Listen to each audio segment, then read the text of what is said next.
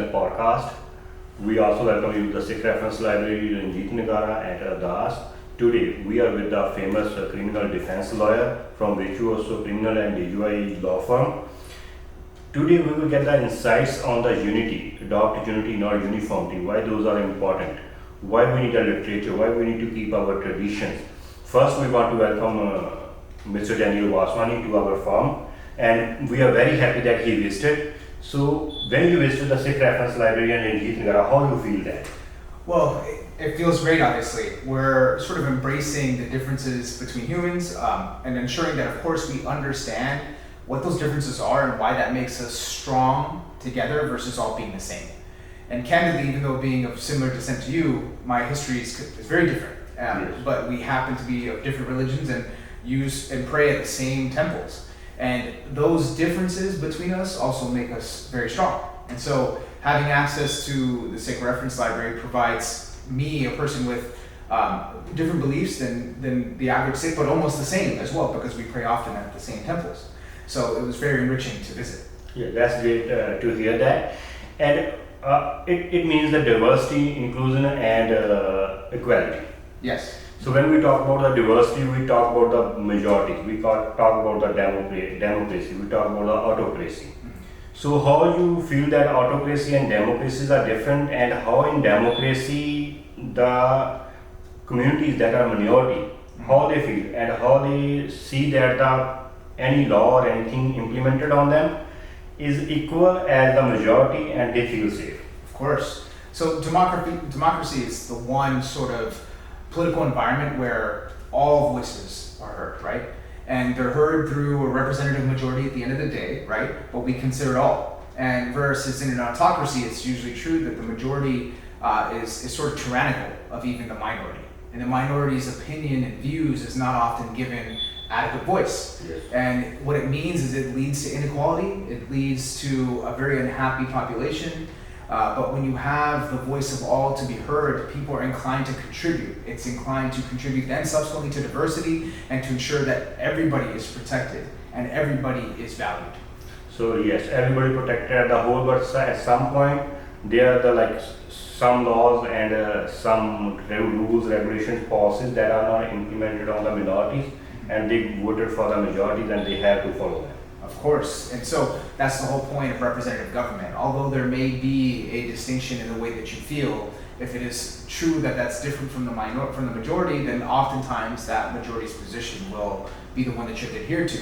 But there is an understanding and respect for that system, right? Where democracy operated in a way that led the minority's voice not necessarily to be the one that prevailed, but the respect exists for the system, so people follow it. Yeah, that's great. Yeah. Also, I have a question, there are three fields, executive, judicial and legislative. Mm-hmm. You choose the judicial. Yeah. And then in depth you choose the defense. Mm-hmm. So why that? So the judicial branch, or the portion of law that we practice, right, it directly focuses on the consumer and what they're experiencing in society, right? And we often see that they deviate from the rules of society and then they see consequences. Yes. But the point is, though, is that because we can affect the general social environment from the direct consumer, we have a grander cumulative effect as a result of that, right? We can ensure that people aren't taken advantage of by the system, that often when the rules aren't written in a way to protect people, that we can in fact change those rules and affect the system in a way to ensure that there is a voice to all, that you're not taken advantage of by the system. And that's the point. That's why my side of it is so important, because we're holding those who have more power accountable. And we're ensuring that people are protected. So you work for the people then? Of course. So you choose the defense because of the people's side.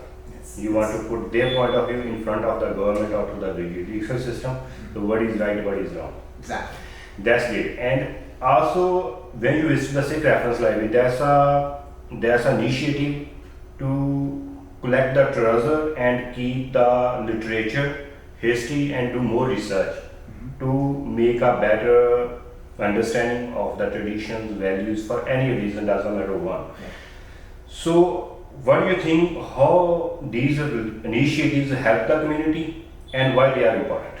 Well, the funny thing is that this ties into a fundamental saying in my opinion, yes. Right? So you have to learn from history, right? Yes. And history often repeats itself as well. So when you learn from the things that have occurred in the past, you often find yourself being able to replicate the good and stop the bad. Yes. So as long as you have that perspective on the bad, you know how to keep it from happening again.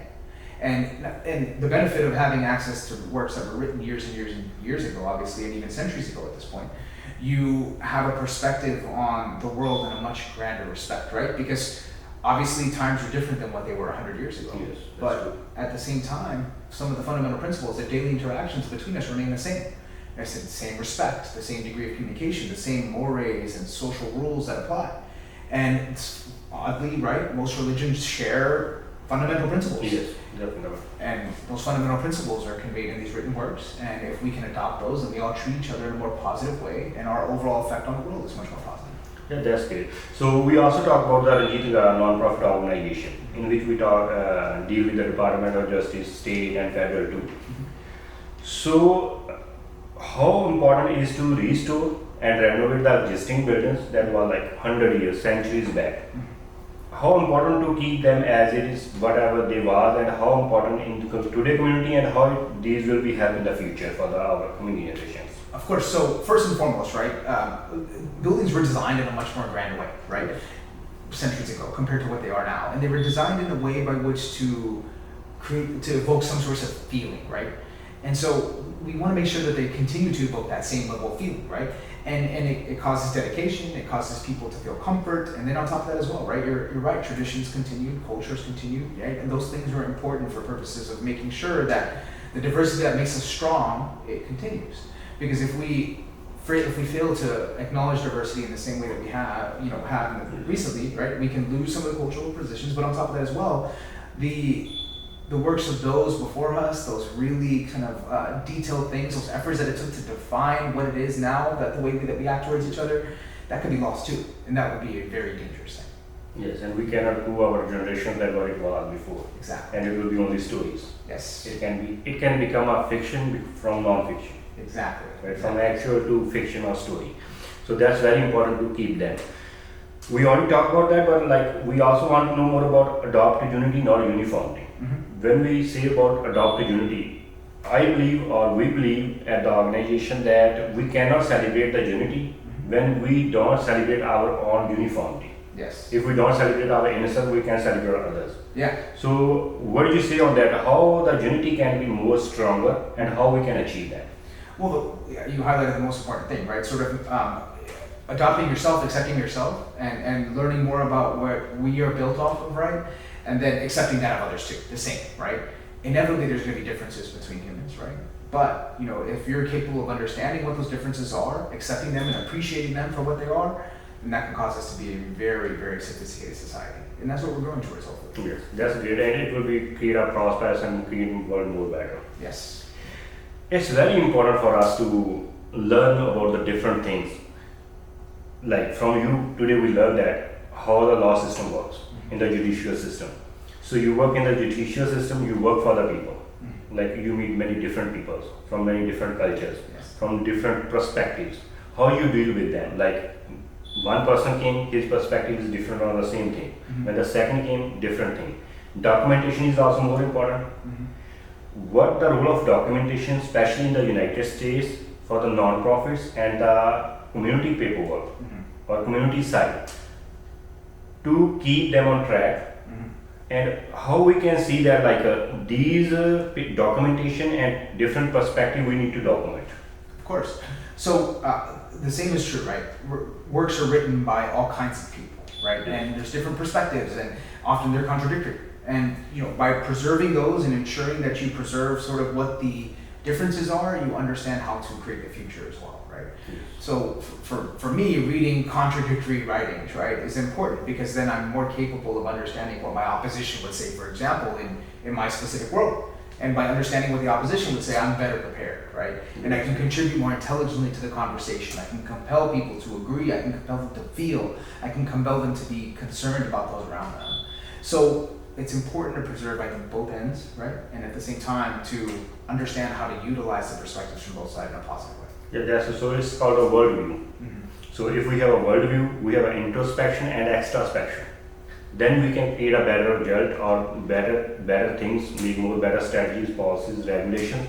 that can everybody can live happy and work happily in a life, and their generations or our generations cannot come work happy. If we want to work happy, we want our generations work happy. So we are very thankful to you, and we are very thankful to Virtuoso Criminal and DUI law firm, and especially Mr. Daniel Vaswani to give us an insights on these things and how important. And we again welcome and thank you for coming to the Ranjit Nagara Sikh Reference Library USA. Thank you very much. Thank you for the opportunity. Thank you.